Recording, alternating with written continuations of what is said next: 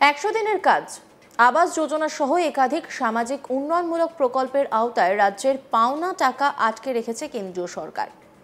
বারবার মুখ্যমন্ত্রী থেকে শুরু করে রাজ্যের একাধিক নেতা মন্ত্রীদের মুখে এই অভিযোগ শোনা যায়। এবার খোদ রাজ্যসভায় বিবৃতি দিয়ে কেন্দ্রের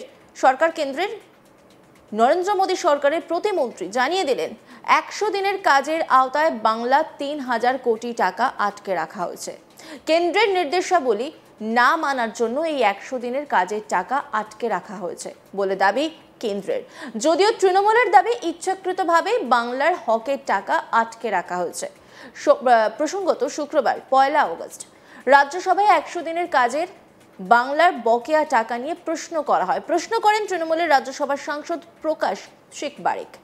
তার উত্তরে গ্রামীণ উন্নয়ন মন্ত্রকের প্রতিমন্ত্রী কমলেশ পাসওয়ান জানান 2022 সালের 9 মার্চ থেকে আটকে রাখা হয়েছে 100 দিনের কাজে বাংলার বকেয়া টাকা। শুধু তাই নয়, বকেয়ার নিরিখে গোটা দেশের মধ্যে সবচেয়ে বেশি টাকা আটকে রাখা হয়েছে বাংলার। টাকার অঙ্কের নিরিখে 100 দিনের কাজে বাংলার বকেয়া টাকার পরিমাণ 3038 কোটি। এবার এক নজরে দেখে নেওয়া যাক অন্য রাজ্যগুলির 100 দিনের কাজের আওতায় বকেয়া টাকার পরিমাণ কত। জানা যাচ্ছে যে অন্ধ্রপ্রদেশের বকেয়া 1684.39 কোটি টাকা, বিহারে 893.57 কোটি টাকা, উত্তরপ্রদেশের 694.76 কোটি টাকা এবং তেলেঙ্গানায় 456.31 কোটি টাকা। খোদ কেন্দ্রীয় সরকারের দায়িত্বপ্রাপ্ত প্রতিমন্ত্রী রাজ্যসভায় বাংলার বকেয়া টাকা আটকে রাখার কথা স্বীকার করে নেওয়ায় রাজ্যের মুখ্যমন্ত্রী মমতা ব্যানার্জির দাবি আরও জোরালো হলো বলেই মনে করছে রাজনৈতিক মহল।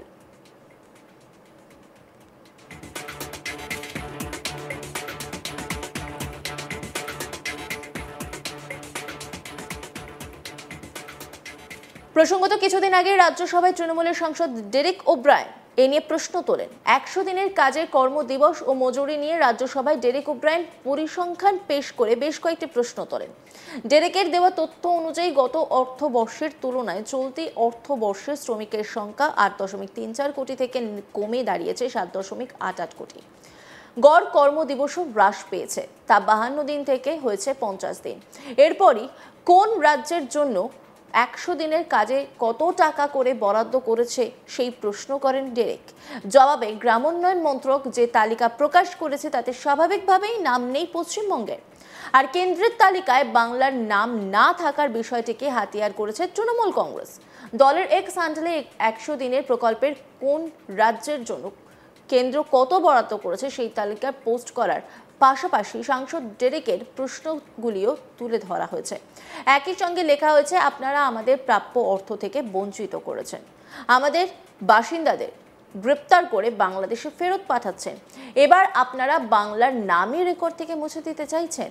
মনে রাখবেন, আপনারা দিল্লির নিয়ন্ত্রক, দেশের নয়। 22 জুলাই মঙ্গলবার নবান্নের সাংবাদিক বৈঠকে মুখ্যমন্ত্রী মমতা ব্যানার্জি নতুন সরকারি প্রকল্প আমাদের পাড়া আমাদের সমাধানের ঘোষণা করেন। এই সাংবাদিক বৈঠকে 100 দিনের কাজ সহ নানা সামাজিক প্রকল্পে বাংলার বরাদ্দ আটকে রাখা নিয়ে কেন্দ্রের সমালোচনা করেন মুখ্যমন্ত্রী। কি বলেছিলেন তিনি, শুনুন।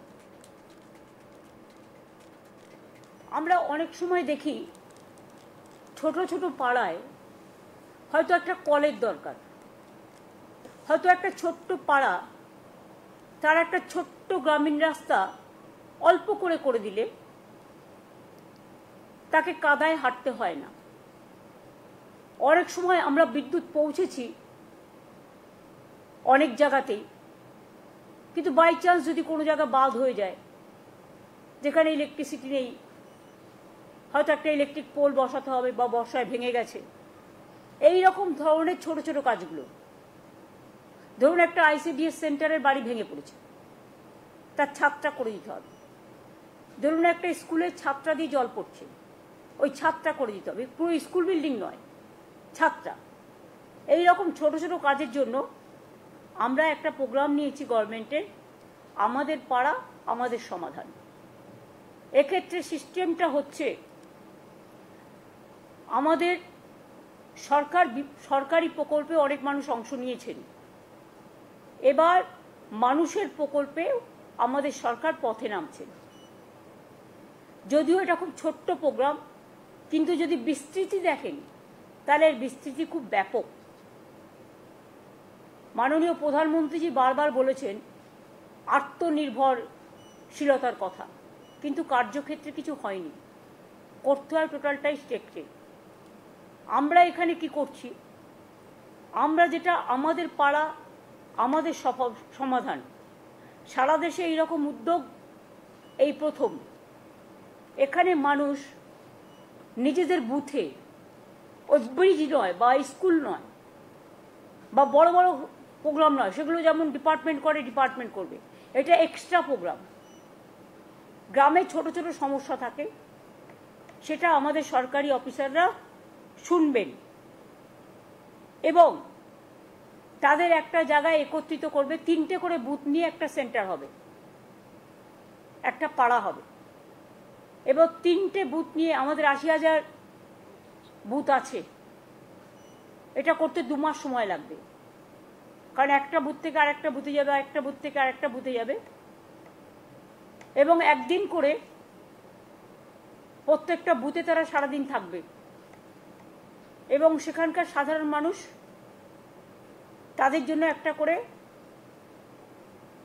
জায়গা থাকবে, সেখানে এসে তারা তাদের গ্রামের সমস্যা জানাতে পারে। এটা গ্রামের সমস্যা, এবং সেক্ষেত্রে আলোচনা করে সরকারি অফিসাররা ঠিক করবেন কতটুকু আমরা করতে পারি। বড় প্রোগ্রাম নয়, এটা কিন্তু ছোট।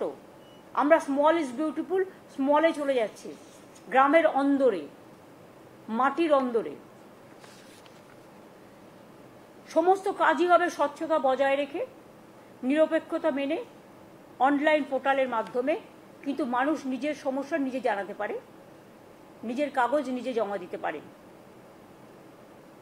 আমরা যেটা বলতে চাই যে আমাদের অফিসাররা তাদের সাথে আলোচনা করবেন। 3টে বুথ নিয়ে একদিন করে ক্যাম্প হবে পাড়ায় পাড়ায়, মানে 3টে বুথ নিয়ে। আমাদের 80,000 বুথ আছে, এবং এখান থেকে কথাগুলো শোনার পরে আমরা একটা ফান্ড স্যাংশন করছি। এত সমস্যার মধ্যেও একটা বুথের জন্য আমরা এর জন্য ছোট ছোট কাজ করার জন্য 10 লক্ষ টাকা করে স্যাংশন করব। তার মানে এখানে প্রায় 8,000 কোটি টাকার উপর সরকারের খরচা হবে, এবং এর ফলে একটা গ্রাম একটা বুথ নিয়ে হয়, আপনারা জানেন। অন্যান্য খবরের আপডেটের জন্য অবশ্যই নজর রাখুন আজ তাক বাংলার ইউটিউব স্ট্রিমিংয়ে। লাইক, কমেন্ট, শেয়ার এবং সাবস্ক্রাইব করতে ভুলবেন না।